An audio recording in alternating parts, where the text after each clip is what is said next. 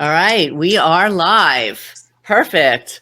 Thank you all for joining us today. My name is Dara Albright, founder of DWealth Education, and I'm so excited to be hosting today's Learn to Earn webinar session in partnership with dVIN Labs, the world's premier global wine club that is transforming the investment grade wine market through blockchain innovation.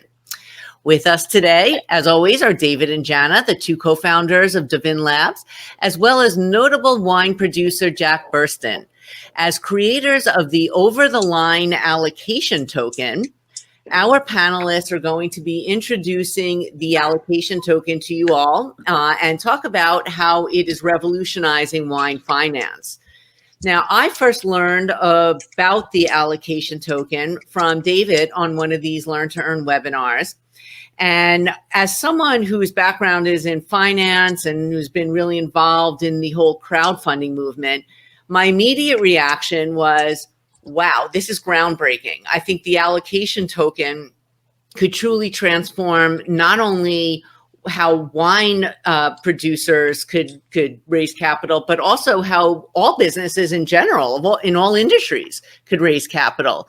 So it actually got me thinking about how all of the most innovative financing structures throughout history always seem to emanate from alcohol. So I put together this little chart. You know, we started in 1995. There was the Boston Beer Company did something really innovative. They advertised its IPO and its beer packaging. The year later, the very first internet IPO went live, and that was the wit beer from Spring Street Brewery, and that was totally groundbreaking at the time. Then in 2009, we had the emergence of equities crowdfunding when two beer drinkers who are also marketing guys created a website, buyabeercompany.com, when they found out that Pabst Blue Ribbon was up for sale for $300 million. They ended up collecting over $200 million from that website, from more than 5 million contributors or funders to buy the Pabst Blue Ribbon Beer Company. And although the campaign was actually shut down by the SEC for soliciting unregistered securities, it was what inspired Congressman McHenry to draft legislation to say, no, this is something that should be legal. And he legalized, investment crowdfunding here in the US. And now here we are with the allocation token, which is a novel structure that, like crowdfunding, enables businesses to finance new products through pre-sales and other rewards. But it also takes it one step further by providing a transferable NFT that investors could actually resell on platforms like an OpenSea. I think this is totally amazing. I'm really looking forward to seeing where this innovation goes. And I am just excited that financial innovation has completely upgraded from beer to fine wine. So I'm really happy about that. So before we jump into today's discussion, just a couple of housekeeping items.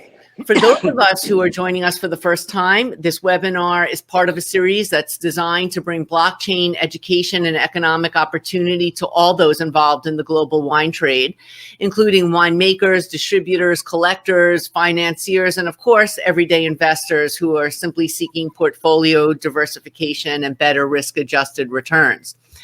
I invite you to check out previous recorded sessions that you could always watch at your leisure, but lots of great topics on there just about wine tokenization and so much more. So you'll love it. In addition to cutting edge content, all of you attending our live session today will be earning a number of rewards, which will allow you to monetize your webinar participation. That's everything from tokens to fintech products to tickets to wine events, membership discounts, and more. And towards the end of the hour session, we'll be discussing how today's what are today's rewards and how you could claim them. As always, we'll also be raffling off some fun stuff at the end, so stick around for that too. And now you are going to see, if you take just a look at the upper right part of your screen, there's a part there where you could ask questions, you could share your thoughts and insights. You want to start by sharing what wine you're drinking today. You could do that in the chat section here. We also have lots of emojis in your screen that you could see there at the bottom of your screen. Feel free to express yourself that way too. Great. And sadly, I don't think we have any wine emojis, so we'll have to do something about that. But so before I bring on the speakers, just one quick poll just to get a brief idea who's joining us today. If you could just answer what best describes you. Are you a winemaker in the wine business? Are you an investor, a wine collector, wine consumer, blockchain executive, financial professional or advisor, or other? And if you could start taking the poll, that would be good. Okay, they're starting to come in now. Don't be shy, guys. All right, they're starting to come in. Looks like so far we've got a lot of wine consumers. So with that, we're going to jump right into the session.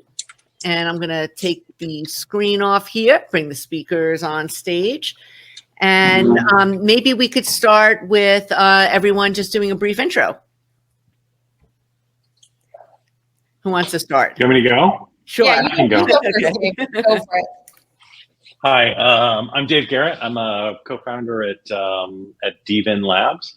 I was a tech guy in an earlier life, and sold my company and dumped it all into a vineyard and a winery. Jack, I don't know if you have a similar story and can claim that is that investment advice or not. But I've been in the wine business for the last 20 some odd years, and now am working on digital transformation in the wine industry using the blockchain with some fun new products. So excited to talk about allocation tokens today. All right, I'll go next. So I'm Jana Kreilein, one of the co-founders of dVIN Labs. And I have very much a wine background, did my sommelier education and then went up through WSET. I have some real get your hands dirty wine experience as well. I moved to Germany and learned winemaking here. I'm now based in Germany. I am from Canada. But I did a few harvests in Germany and then ended up sticking around and became a little bit of a cellar rat for a couple of years, then got into export, then into social media where I traveled the world. I was very fortunate to be connected with a lot of the big names in the wine industry and got to fly around the world and do brand storytelling for some big names. And that led me into some TV projects, and then it ended up leading me to Dave. So Dave and I have been building dVIN Labs for it's almost 3 years now. It's been very, very exciting, and the allocation token is something that we're really proud of and really excited about. And I'm so happy to have Jack here. So Jack, why don't you go ahead, introduce yourself? Hi, I'm Jack Burston. I grew up in a farming family, but I ended up in finance. And in a funny sort of way, my father was involved in the beef industry, and I watched him. He was incredibly high quality producer, but he hated the system, and he ended up selling all his cattle direct to some of the best butchers in Australia, rather than going through the traditional system. So fast forward, I was in finance for years. I was very good friends with a guy called Raoul Powell. And I saw him interview Dave back, I think it was April 23. And I text Raoul and I said, Raoul, I got to meet this guy. I'm building this wine brand. And within 10 days, Dave and I were chatting, and I had left left Goldman Sachs in 2006, came back to Australia, but I'd started to buy vineyards in a region called Coonawarra. And I've basically ended up as behind the Penfolds Treasury Group, Canadian Pension Fund, CSP, and Li Ka-shing, who's a Hong Kong billionaire. I'm the fourth largest owner of vineyards in Coonawarra, but so I'm an individual, and I've always sold grapes, and I realized that I had to get further up the chain and sort of go direct. So I started a brand a few years ago, and but I wanted to do it differently through the sales process, and bumped into Dave and Jana, and they just had a better model. The economics. When Dave this is yeah. I like bringing out the visual aids. So Jack, tell us where you are, and then tell us where Coonawarra is. So right at the bottom, on the left side of the map, the orange is South Australia, and right at the bottom is in the orange is Coonawarra. Mm-hmm. And I think you've put a rail line across it. Is that right? Yeah, that's right. There's a rail line right there. It's a rail. So it's in, if you look at the northern part of the chart, you sort of get to the Clare Valley, Barossa Valley. So it's much warmer up there. Coonawarra is very south and very cool. So it's very similar to Bordeaux, Napa in terms of coastal influence, and the cool nights, especially in the summer. That's it. Yeah. Okay.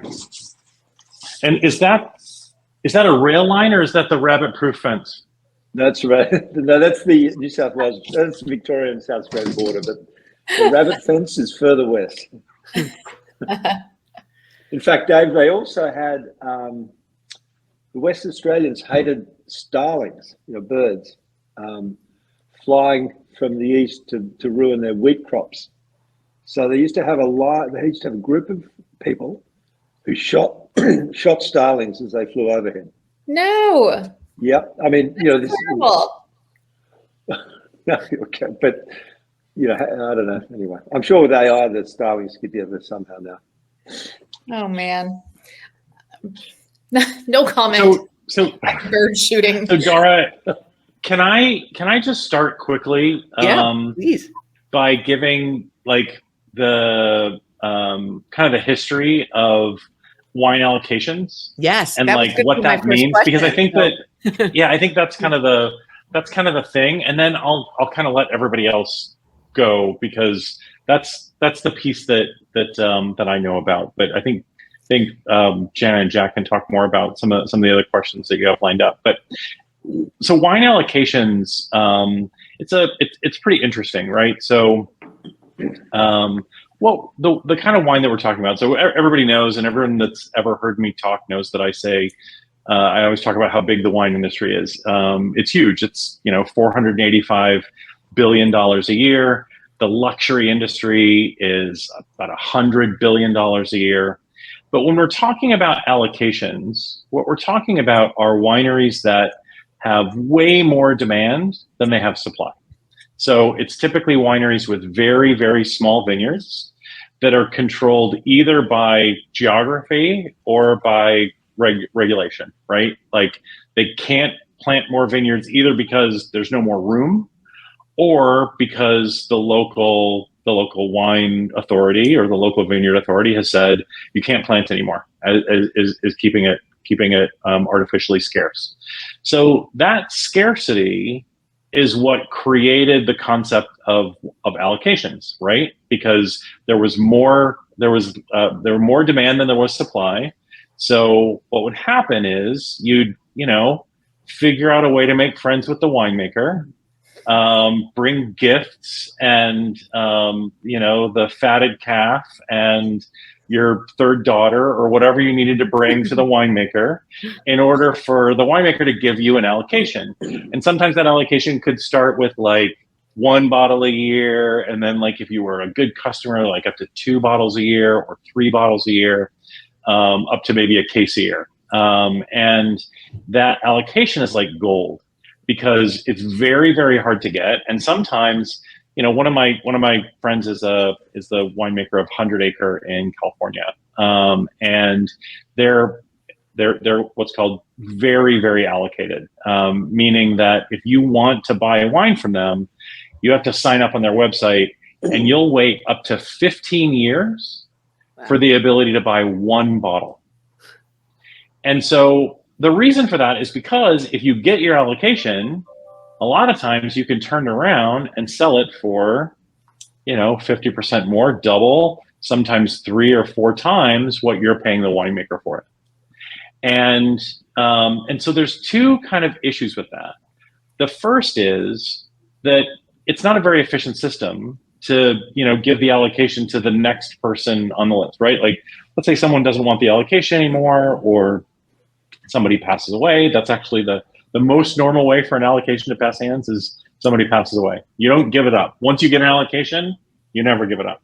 But let's say someone passes away, and you have, that person 6 bottles or 12 bottles, and you go to the next person on the list who signed up on a website 10, 12 years ago.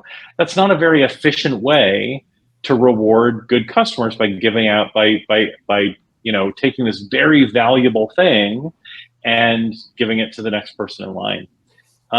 Another problem with allocations is most winemakers really don't want you to flip your allocation. They don't want you to get your allocation and then turn around and sell it for double what you bought it for. What winemakers are looking for are people that are drinking the wine. They want to reward not their best buyers, their best customers, right? Their best consumers, the people that are actually drinking the wine. So when we developed an allocation token, it was really to solve those 2 things, right? We wanted to be able to identify customers, identify the winery's best customers, the people that were actually consuming the wine. We wanted to reward them with something that was actually an asset, because it really is valuable to have that allocation token, something that instead of it just going away, they can sell it to somebody else later on, and something that's actually tracking consumption and making sure that those people aren't just flipping the wine. So that was kind of the nature of, that was the problem that we were trying to solve with allocation tokens. But the one thing to just remember before I pass on is that, we're talking about a very, very small number of winemakers. It's probably, there's maybe 30,000 winemakers in the world. There's maybe 300 that are so coveted that they offer allocations. Maybe it's 500, but it's certainly in the low hundreds of winemakers. So there aren't very many. So we're really talking about a pretty small amount of wine, but it's also just a really interesting, model. Wow.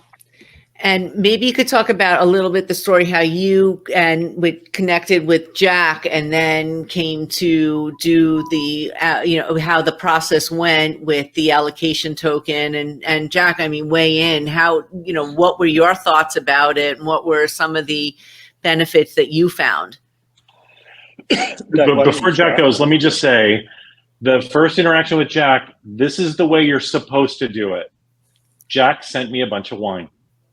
So anybody out there that wants to get their sellers tokenized, or they're really interested in allocation tokens, step 1, send me a bunch of wine. Actually, even if it gets stuck in customs. My address would be better for that. We can arm wrestle over that one. Dave, Jana, you can talk about customs.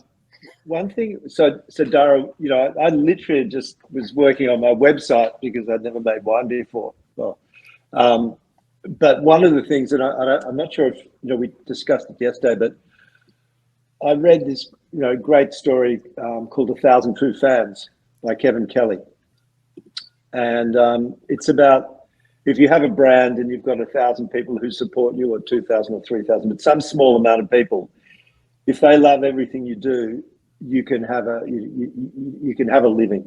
And I thought, well, that's exactly what I want to do. I do not want to have this huge brand with 100,000 cases and live in a suitcase and travel around. I just want to have a tiny little brand that I can literally know all my fans. And it's funny. I think we've got. I had the same view as what Dave and Jana are doing. It's a very small small allocation with great fans, and that was sort of my motto. And I bumped into these guys, and it was perfect. So, and then you came together and you actually talk a little bit about how you launched the first one and what was the process behind that. Doug, you want to? Jana? Jana? I mean, well, you made the label, Jana. I helped make a label. Jack, come on. That was very much your idea. We just fine-tuned it. Well, I mean, I would just say we did an event in Mallorca, and we created this allocation token with Jack and the winemaker Peter Douglas. And before we get into all the details on that, we had an event with Raul, Jack's friend Raul, our friend Raul now. We did an event in Mallorca, and we were trying to get some of Jack and Peter's wines into Spain. And they got stuck in customs. And it was just the most heartbreaking thing because Jack's wines are called Over the Line. And so there was this ongoing kind of heart-wrenching joke the whole time we were there. And we were like, can we get the wines over the line? And in the end, we couldn't, but the storytelling behind the whole thing is great. Anyway, so we hyped up this allocation token at an event where no one could really taste the wines. And then when we really released it, I think it was just that much better. But I don't want to tell your story for you, Jack. I think this is really you, but why don't I tell you the story of the wine and then Jack, can you tell a little bit about the tariffs and what kind of and how that all led to the allocation token? So I'm sort of an avid reader about things, and so I was trying to. There's a guy in the Napa called Andy Beckstoffer. If you're a wine person, you'll know about it. He owns I think Dave, he might own about 4,000 acres of the valley floor. So something like that. Something like that. And so he's been in Napa for 50 years and has bought a lot of country. And he sells grapes to 137 winemakers. He doesn't make wine. But people clamour and fight to get his grapes. And there I was trying to, I had someone managing this business, and I took it over in about 2019, and I said, well, he would just sell the grapes to anyone who turned up. And I said, I've got to find the best winemakers so we can make, we want to build this whole story around these vineyards. And so we went from selling to 3 or 4 groups to 11 or 12. So I was actually doing a pretty good job. And then China imposed some pretty crippling tariffs on Australian wine. And I went from 12 buyers to 2 in a year. And so the last 4 years, my grape price has fallen about 70%. So going back about 3 years ago, I said, look, I'm in a lot of trouble financially. I better try and work this out. Maybe I'll start my own brand. And, I spoke to a few guys and I said, well, you better find a winemaker. And I said, oh, right. So my viticulturist, Ray, she said, why don't we get Peter Douglas? He buys 20 tons of grapes from you every year. He was a guy who, in the 80s and 90s when worked for Wins and Penfolds, this famous Australian group. And I said, well, I don't know Peter. And she said, well, let me ring him. So she rang Peter. Peter's willing to talk to you. So I rang this guy, he's 71 years old. And I said, Peter, I'd like to go into business with you. I want you to be my winemaker. He goes, why would I do that? I'm retiring. I said, well, I'm going to give you 40% of the company. He goes, what? Why would you do that? I said, well, I don't know how to do this. And the only way I can do this is with you. And he said, okay, what's the mandate? I said, make my best wine. He said, is that it? I said, that's it. But I said, you'll find my best grapes on the eastern side of Coonawarra, where I own 150 acres, not the western side where I have 300 acres, because apparently the western side's no good. So 8 weeks later, Peter came back. He said, your best grapes are on the wrong side of the rail line, on the western side. And I said, but how can that be, Peter? Everyone says that's the worst side. He said, Jack, over the last 40 years, the western side of Coonawarra is about 2 meters lower than the eastern side. And over the last 40 years with climate change, the years have got drier and the water table has dropped. So he said in the wet years in Coonawarra, water would bubble out of the ground. I mean, the water is about 8 meters, currently about 8 meters below the surface. It's just this amazing aquifer. But he said, 40 years ago, water bubbled out of the ground and you couldn't ripen fruit on the western side of Coonawarra. He said, now with forestry, better drainage and drier climate, it all ripens. And the western side sits on a clay base. The eastern side, the red terra rossa, sits on a sandy base. And he said, when I eat the grapes and try, I can tell that fruit from a clay base has softer tannins. Your best fruit's on the wrong side of town. So we had to come up with a name. And my viticulturist husband, Mick, who's our diesel mechanic, goes, well, why don't we call it Over the Line? And that was the story. Fast forward a year later, Peter says to me one night, he goes, you know something, Jack? For 40 years, I've made wine for people. And your mandate to me was the first time I've ever had that. I said, what do you mean? He said, I get told by every corporate or every person who wants me to make wine, to make a wine that's like Grange, Australia's finest wine, or make a wine that's like 707, Australia's most famous Cabernet. You just said make the best wine. He said, I've never been given freedom like that. And so that was kind of a cool story. And what is the percentage of the total percentage of all of your fruit that's just it's a tiny amount it actually goes into the over the line wine? What's the percentage? So in a normal year we can make about 150,000 dozen.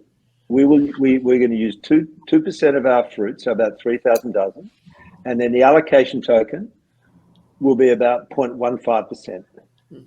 So Peter just we pick the eyes out of our vineyards. And then the allocation token just is distilled even further. And so right. For, some of the, so if we compare some of our famous neighbours, they would be using 2, 3, 4% in their most premium wine. We're using 0.15%. So would you say, Jack, that this is going to be the best Coonawarra cab ever? You got Peter Douglas. I mean, the best Australian cab. Why stop there? Why stop there? Sky's the limit. No pressure. It's really funny. Peter's 73 now, and I try not to put pressure on him. And you've met him, and he's there's just no lovely ego, and he's the most lovely man. And we've got to know each other really well over the 3 years. And I go, I don't say, oh, is that like XYZ, is that like ABC? I just go, how's the fruit from so-and-so vineyard? And then if you sort of tickle him, interesting stuff comes out. So this year he says, oh boy, we've got a real problem. I said, what's that? Well, one of the eastern vineyards, which is called Auburn, he said, I think if Max Schubert was alive, who is the guy who founded Grange at Penfolds, he would make a special bin out of that Cabernet. He said, I think it's so special. And I went, well, that's a bit of a bummer because it's on the good side of the tracks. Anyway, 3 weeks later he came back. He said, oh, phew. Over the line vineyards came through and it's better than the eastern side. And I'm saying, well, must be pretty special if it's more special than the, Penfolds would have a special bin for that. So look, it's pretty good. And if all I get out of this is failure and I get to put 30 cases of this in my cellar each year, that's a good result. Sounds like a high level. Okay, so let me explain what the allocation token, the over the line allocation token is, because not every allocation token will be the same, right? The idea is that it is basically your allocation that gives you the right to buy a certain amount of wine depending on what the winemaker sets up, right? So for this allocation token for over the line, you get 6 bottles per vintage every year that there's a vintage produced for life. So you're buying the allocation token and that asset is a transferable asset. So that's what Dave was talking about before, where it's, the old system was you might have to you're on somebody wrote it down on a notepad 50 years ago, and you hope they don't lose that notepad. And if somebody dies, then the next person on the list, if they can find it, gets that phone call. But it takes years. And so this way you've got a transferable asset that is your allocation that you can sell, right? But I wouldn't be selling the OTL allocation token. So it comes with the right to buy 6 bottles every year that the wine is produced, right, Jack? And that's right. And just another thing on quality. So for those of you who ever read Jancis Robinson, who's the writer for the FT, she tasted the Penfolds release the other day, and the head winemaker Peter Gago, who Dave and Jana know quite well, was waxing lyrical about it's 26 wines, but he only mentioned one region, which was Coonawarra, and he just said 21, 22, and 24.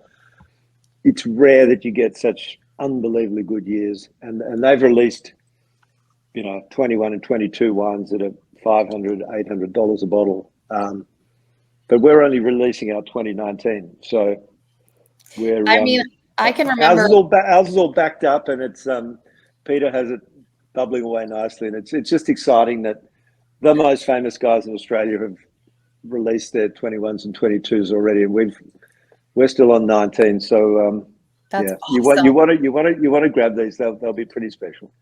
And I remember now Peter's got a very talented daughter, Yes. Grace, and I think she's going to be she already is a fantastic winemaker. Let's see. I'm very curious to keep following her career, but she was talking about of those vintages too, and she was saying, I think she said on our last we did a call with you, Jack, it's months ago now, where she was saying that I think it was the 20, and she said that that's the best fruit that she could imagine ever seeing, like our generation ever seeing, my generation ever seeing. Yeah, she's it's really, really interesting. Again, I didn't know Peter, so I'm sure Jana and Dave, you'd think I've known Peter forever. But we've just become very close friends. Anyway, you shared a bunch of wine together. Let's put it that way. You shared a lifetime of wine together, I want to say. I went and stayed with him a few years ago with Peter and his wife Jane, and she's a great lady. She just retired as a doctor, and Peter was trying to retire, but I dragged him back into this.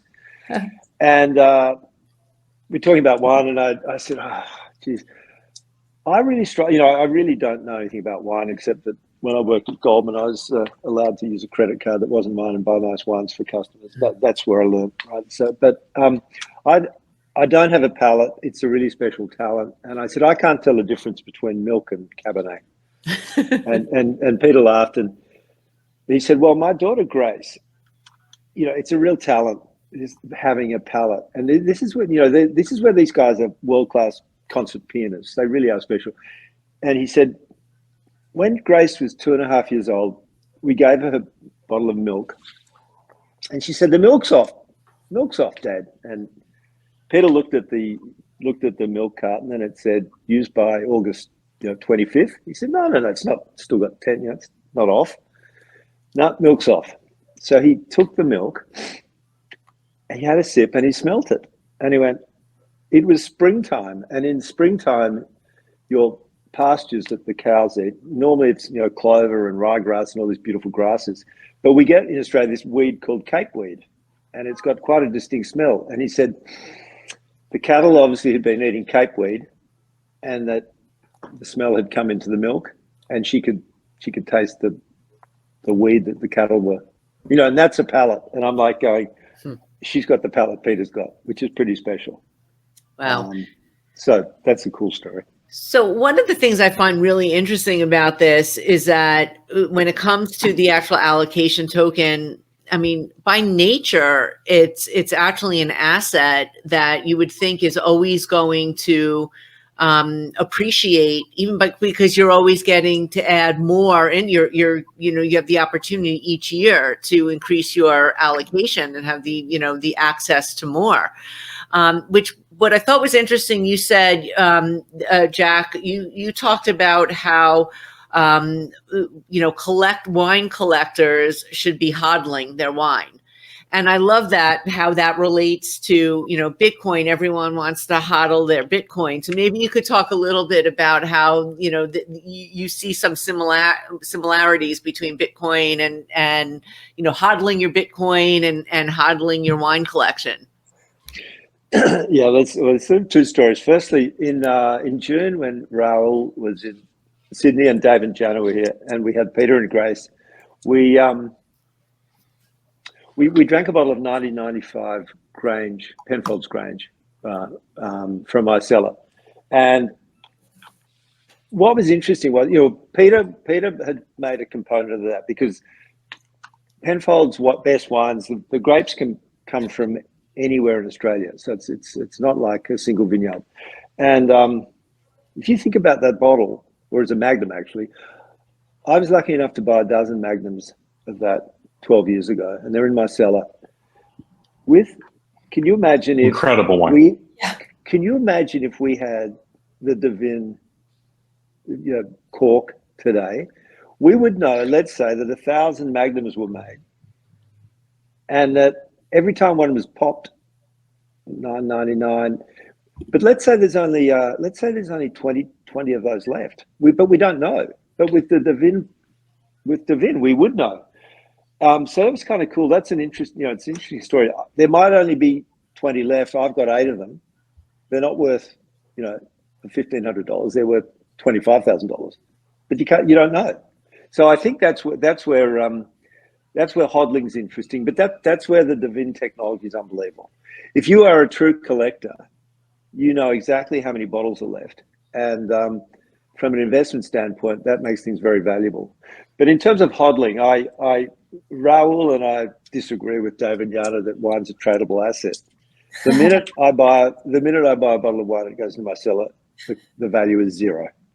Well, I'm happy about that, Jack, because I'm gonna drink it. So what you've got to, and again, what's important is, wine's such a fun thing, and the best wines you often drink are wines that are 20 years old that you paid $20 for. But because you've cellared it, because you've allowed that wine to mature, it just becomes fantastic. And I think the other important thing when I look at wine, I was taught by someone, if you're going to buy something from the Rhone, go to Etienne Gugal, because Dave, what are the Lalas cost now? They're $1,000 a bottle, roughly. Yeah, roughly. So they make 3 crazy high-end wines called the Lalas. They've all got La Turc, but they also make a $20, $15 Côte de Rhone, and that guy's $15 bottle is going to be better than some guy who makes just volumes of cheap wine and tries to make expensive stuff. So if you don't have a ton of money, try and find the greatest winemakers and buy their cheap stuff, and then hodl it, put it away for 20 years, because you will pull it out at a barbecue and people will think you are the most special person in the world, because you've kept this stuff. And we drank with Dave and Jana, we drank a bottle of 1963 port in Sydney that, I've had all this stuff since 1992, and I think it cost me £35 at the time. But I drank it because everybody away. That was like such a showstopper. And I've never drunk a bottle, but that was the year I was born. And I went, well, I've got all these guys that appreciate stuff. I'm going to pull it out. And it was so much fun drinking that. And Jana, you and Grace Douglas opened the bottle, and I think there was about 30 people there, but we made sure that only 15 got it. It was very, very special. So do hodl if you can, because it's just, if you're going to hodl your Bitcoin, you might as well hodl your wine, because it has, it's just fun to do it. And I'm going against all the dVIN practices of keeping your wine and trading it and making lots of money. Sorry, Dan. I'm more of a believer in your old, Goldman strategy, which is hold your wine and tokenize it and then borrow against it. That's I think the best thing to do. So maybe you guys could also weigh in a little bit about how you think the allocation token will also be beneficial and even transform just even the dynamics of the wine business itself. I mean, Jana, you had made this comment where I thought this was shocking, that the first glass of wine in every bottle goes to the bank. Yeah. So yeah, this is, I mean, we'll revert back to the allocation token specifically in a second, but yeah, that is something that's really kind of shocking that dVIN Labs is working on solving. So, there's a lot of fees that, that go on top of that bottle of wine at the end of the day, right? So there's bank fees, there's counterparty risk, there's FX slippage, there's cross-border settlements. And in the end, what our math says that it basically works out to, what is it, Dave? $12.5 billion a year in fees and risk. And that's like, I mean, $6 on a $50 bottle of wine. Yeah. So it's like, that's your first pour. First glass of wine. Yeah. Which is like pretty, who wants that? I'm not, angel shares. I mean, I like bankers. I mean, present company, but they shouldn't drink all our wine. I agree. More wine for us. More wine for us. But Dave, I'll let you kind of bring that back to the allocation token thing. I'm just spitting out numbers here. No, I think that when your traditional in the States we call it the 3-tier system, but wine is just one of those completely atomized supply chains, because there isn't really a big connection between the winemaker and the consumer. That connection has been broken. And because there's no real connection, it's very difficult for the winemaker to know where to send their wines, how much wine to send where. They don't really know who's going to be buying it. They don't really know who's going to be consuming it. And so that kind of makes it a scattershot approach, which is not very efficient and ends up with these, huge fees, because it's just a lot of really little transactions of wine being sent around the world. What an allocation can do is, it really is kind of like a wine club, right? So in Napa Valley, about 20 years ago, well, maybe 25 years ago now, about 10% of the luxury wine in Napa was sold direct to consumer. But it made up about 50% of the profits in Napa Valley wineries. So as soon as they saw that, they were like, well, let's sell more wine direct. And now it's about 94%. So most of your luxury wine that's made in Napa Valley, you can't buy it in a wine shop anywhere, right? The only way you can buy it is if you buy direct from the winemaker, and you're kind of out of luck if you live in Utah, unless you've got a relative in Reno, right? Like you just can't buy wine in the wine shop. You have to buy it direct. What that does is it creates this really great relationship between the winemaker and the wine consumer. It allows the winemaker to be more responsive. They develop a better relationship. They have long, the lifetime value, the LTV of a wine consumer, if you're in a wine club, is something like $4,200 over like more than 3 years. So it goes from being kind of a tough business to being a really good business when you start selling direct to consumer and you build a loyal customer base. What an allocation token does is kind of takes that to the next level.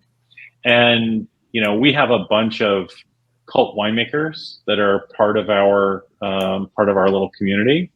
And the idea for a lot of these winemakers is, let's say I find a new vineyard and I want to launch a new brand.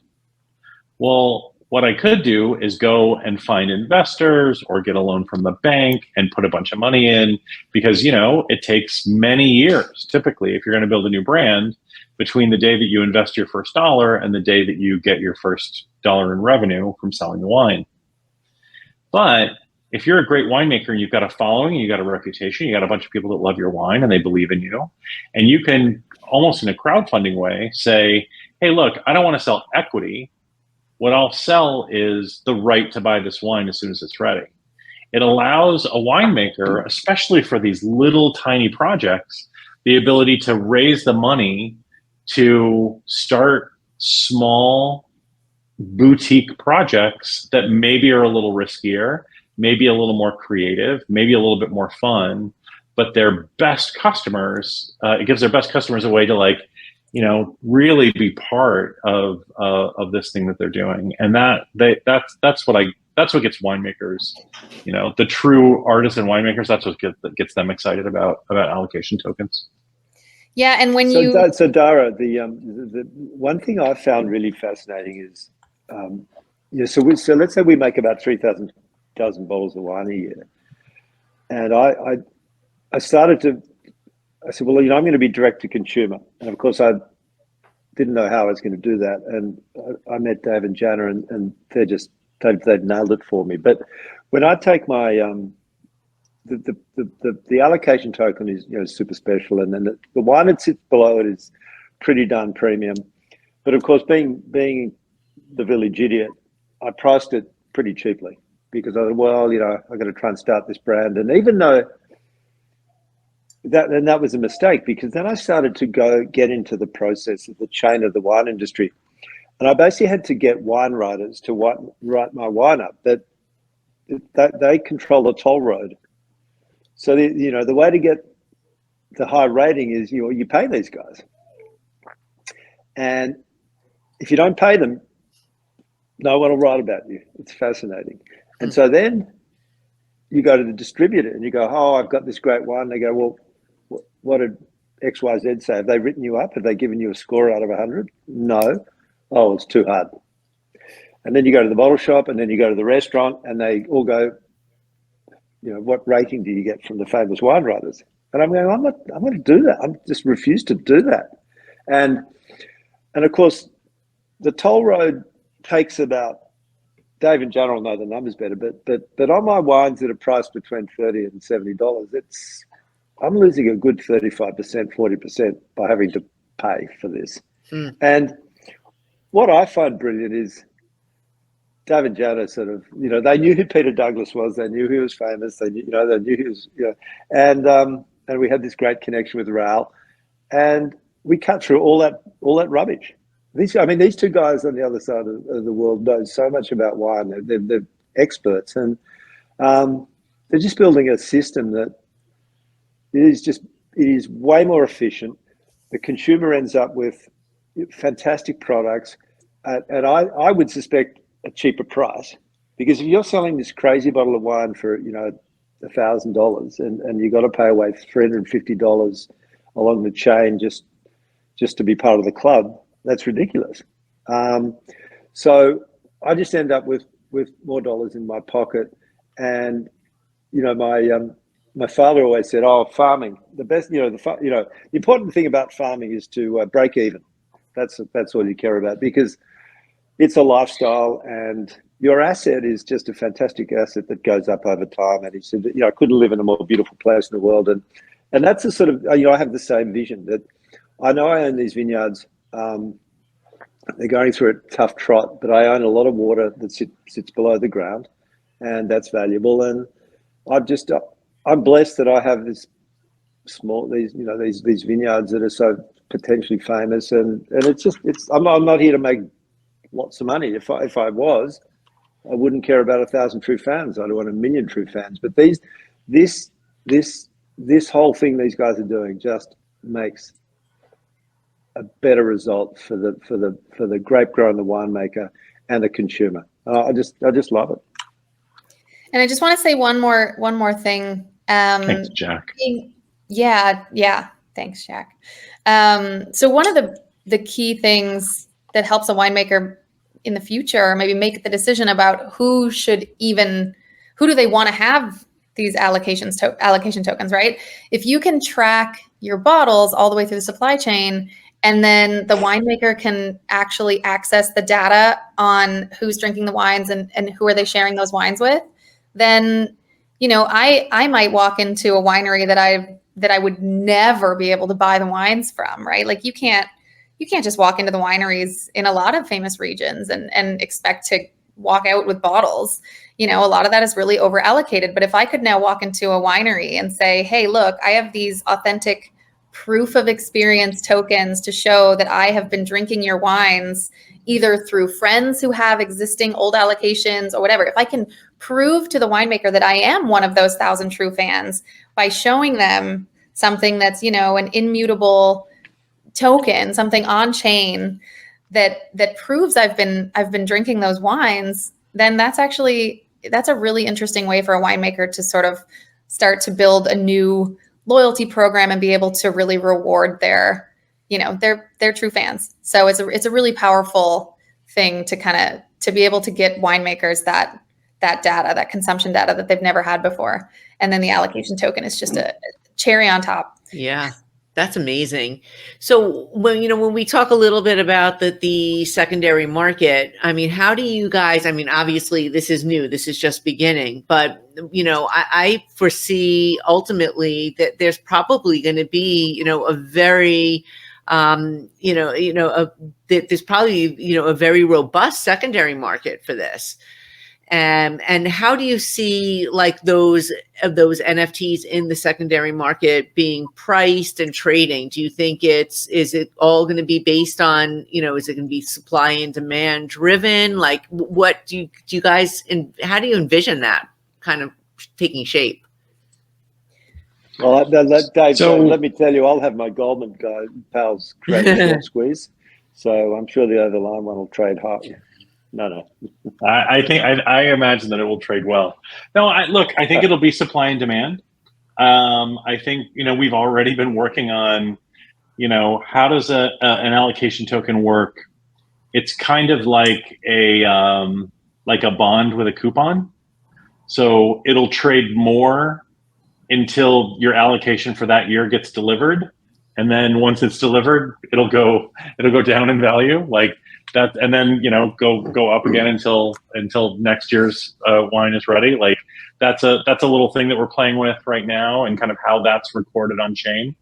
But we think that there will be, we will build a marketplace that'll launch in October, and there will be a section for allocation tokens.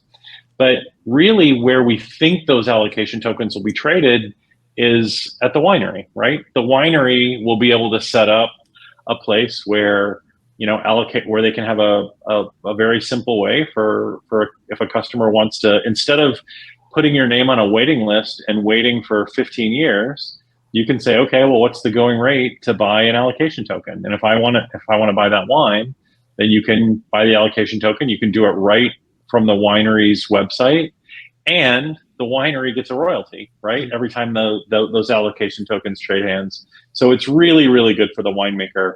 I think it's actually better for the consumer.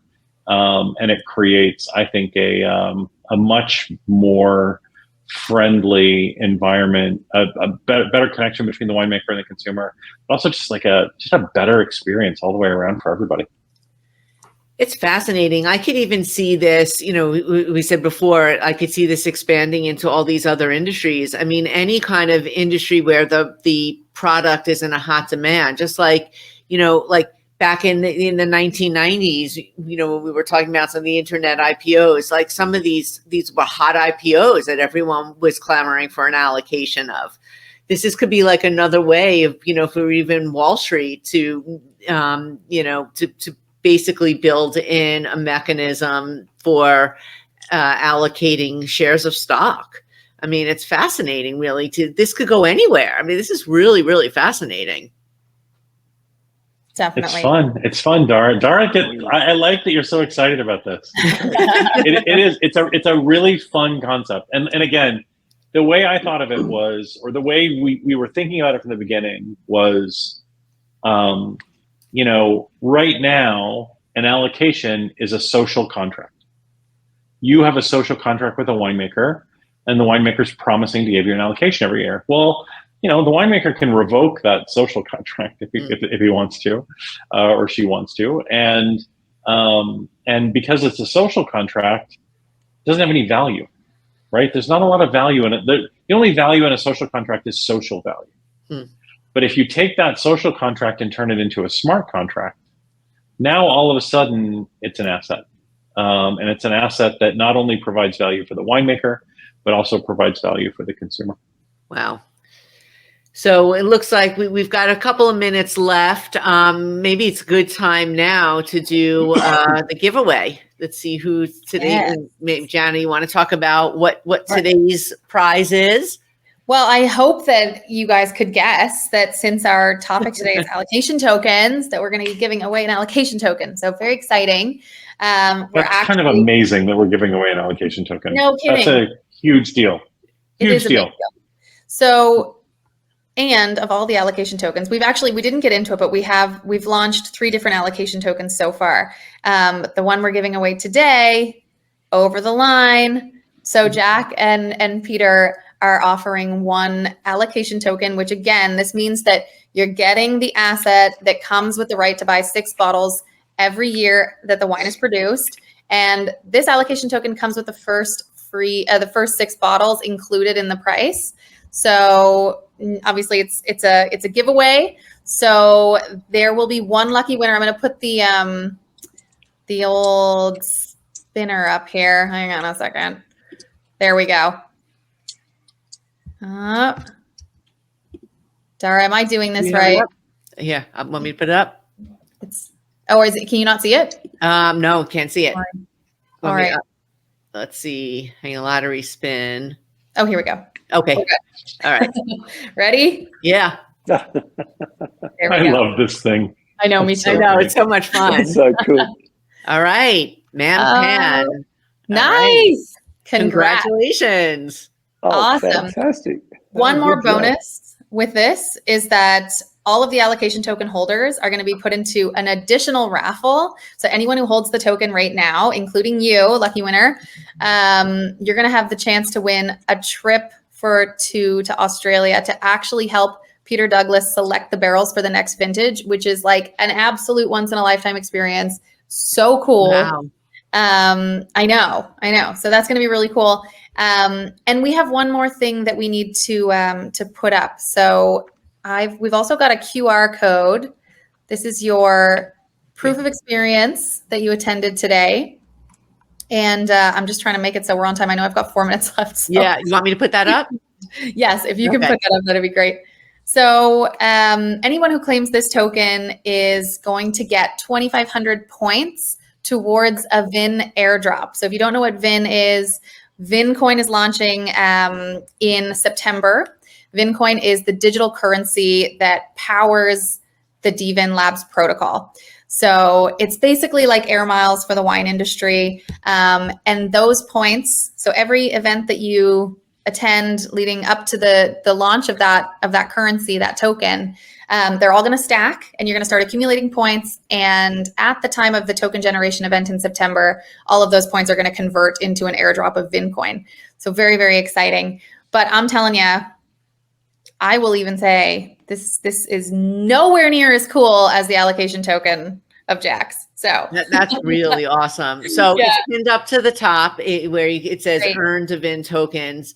I don't know why that says buy now. That should not. It's earn now. So, but if you take a picture of that, then you could link directly to it and sign up there. Awesome. Yeah. Jack, That's really amazing. I mean, now I'm kind of upset that we didn't include presenters in the giveaway spin. I know. I was looking for Don't my name worry, on Dara, there. you'll be okay. I'll sort it out. So I guess just with the last remaining minute or two that we have left, why don't you guys just maybe talk about where attendees could go to learn more, and all that good stuff. Well, actually, one thing that I do want to talk about really quickly is when you scan that QR code, you're going to claim a token and you're going to come into the dVIN app.